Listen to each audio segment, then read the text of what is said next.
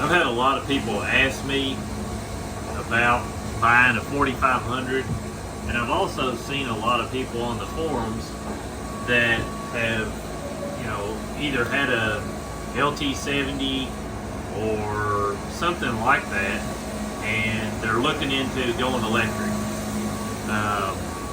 The only problem with that is all the electric ones require a lot more space, as in the length of them, and there's a lot more components on like a LT300 or a 3500 or a 4000, and then you get into a 4500, and I believe that a 4500 is the only thing that I would consider when it comes to the industrial series, just because of how slow the 300s are and the other ones. And the reason they're so slow is because they're electric over hydraulic. So if you watch my Super 70 saw right now, drop that board, but if you watch it saw and you see how fast the head is going up and down, you're not going to have that with an electric mill. All the electric mills have a little electric motor that runs the mill head up and down. So when I first heard the 4500 came out, I assumed that it was fully hydraulic. So I went and ran it, and don't get me wrong, the 4500 has its place. But let's move forward with this. I went and ran the 4500. I liked a lot of things about the mill. I liked the automated system to where it knew when I was coming in and out of the log and to go up and down by itself. That's pretty slick. But I also didn't like that the head going up and down was electric over hydraulic. So the Super 70 has a cylinder over here that runs the head up and down, and I mean it's very quick. You can see it drop right there. Now on a 4500, it's not even really half that speed. So if you're sawing little material, it's going to be a slower process on a 4500 because you can't get up and over to get into your next cut like you can with a Super 70. The point that I think a 4500 makes sense would be if you were sawing cross ties all the time, or if you were sawing grade material and it was nicer logs. And the reason I say that is because it has a wider chute right here, so you've got more ability to open the log up even on bigger ones, and then also you run a wider band. Now the great thing about the 4500 is it runs a wider band, so you can probably cut faster through bigger material. So where you're going to make up the speed is you're going to come through the log quicker in big material as compared to a Super 70. And I ran it up there. Its forward and backward speed is either on par or a hairline faster than the Super 70. But like I said, the up and down speed is nowhere near as fast, and that's a huge difference on littler material, because you don't always bring the material back, and you need that ability to get up and over, or have the ability to flip the log and be into it much quicker than you can on a 4500. Like I said, every mill has its place. But if you've got a Super 70, let's say that you're just starting out and you're looking into cutting everything, all the material types, pallet, grade, ties, whatever. Now you can buy a Super 70 for about $84,000 or $85,000, and you can put it anywhere you want. You don't have to have three-phase. You don't have to have anything. The 4500 is going to require concrete. It's going to require a big building. It's a lot longer than a Super 70 or any other Woodmizer because it has a bigger industrial rails, frames. It's got a big cab connected to it. A lot of things. So for me, we cut a little bit of everything, but the logs are not massive all the time. And if you watch me cut compared to a 4500, especially if I'm making 2 or 3 cuts and I've got to go up and over and I don't bring the board back, and a lot of times, if you set, like I said, if you set a 4500 up and you had a log deck, you had a conveyor system, you had a transfer table, you had all those things to where you could bring the board back every time and you didn't have to worry about it, and you was on bigger material, 4500 would make sense. But for a 4500 to make sense in a scenario like I've got, if I buy this mill brand new for $85,000, so let's say that my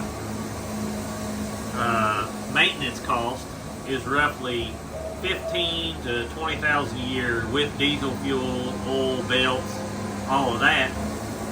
Let's say that the 4500, it's roughly going to be $140,000 to $150,000 by the time I get it put in, and you've got to have a building, concrete, all that stuff.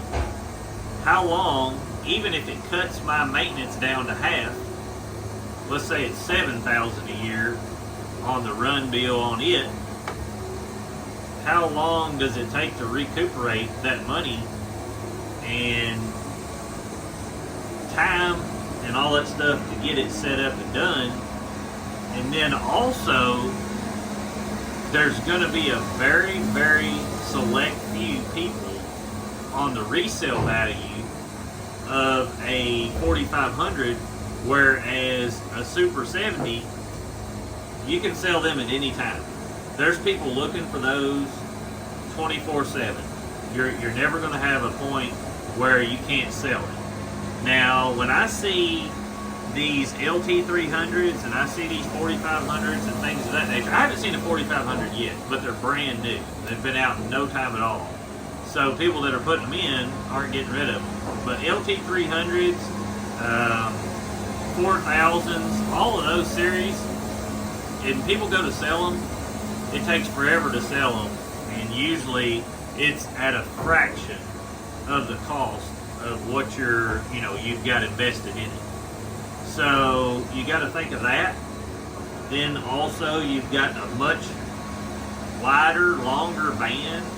All of these things go into play. So every cut I make, it takes diesel fuel, which costs more than electric, but my band costs roughly $28 to $30. So when you get into a 4500, you're looking at a $40 to $50 minimum for something like that. So your band costs more. That's something else you've got to recuperate.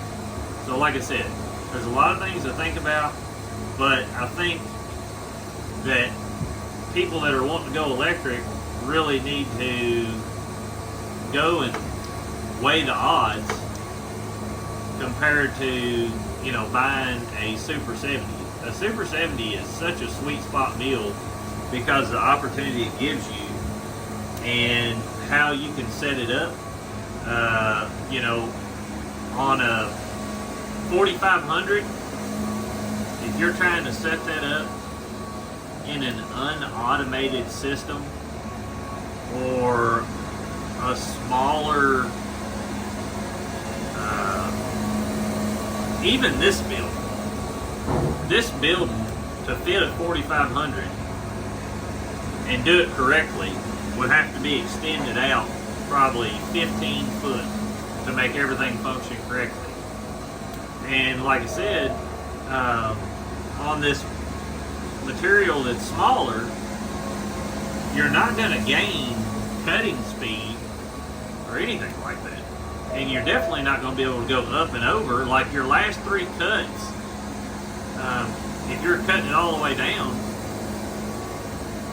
nobody really pushes them back one at a time, so the bottom 3 cuts are going to take you more time to cut that down than it would if it was something else.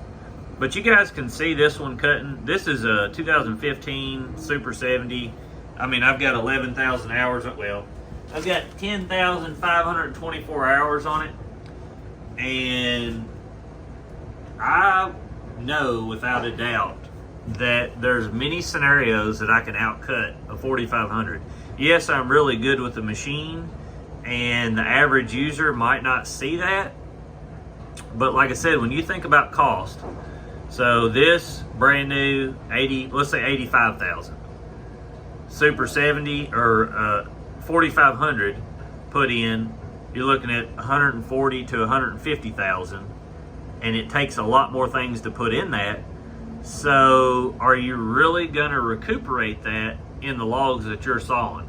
There's a lot of things that go into that, and I know that there's a lot of people that are getting into this and they think, man, I want the biggest and the best, so I'm gonna get a 4500 and I'm gonna, you know, cut everything under the sun.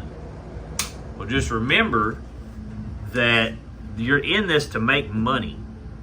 So if you can buy this for 85 and it costs you $15,000 to $20,000 a year, how long will it take you to recuperate $50,000 extra compared to this? And then these only go up every year, and it seems that they never lose their value. It's absolutely insane. When we purchased these in 2015, they were like $58,000 to $60,000 cash.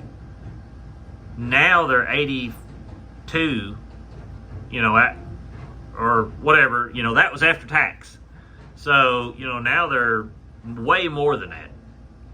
I can literally sell this for more than what I gave for it when I bought it. So it's something to really think about. And like I said, I've got a lot more stuff to go along with that, but that's just the, you know, the logistics of it.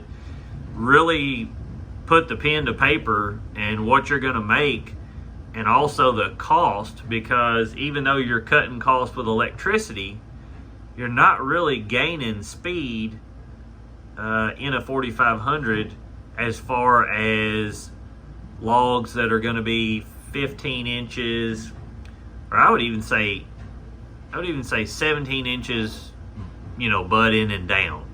Now once you get above that, the 4500 is probably going to cut faster back and forth. It also has a transfer or roller table at the front that's going to move your stuff back for you. But in our scenario, I don't want to move it back because my guy has to edge it here. Now if I turn the edger around backwards, had a transfer table at the front, then I could flip it over and land on the rollers and have it just merry-go-round, but then I'd have to extend the building out 15 to 20 foot. So like I said, just think about those things. Hopefully that helps, doesn't muddy the water, kind of gives people some insight. Like I said, the 4500 is an excellent machine. It has its place, but it takes a good setup to even process or even think about putting one of those in.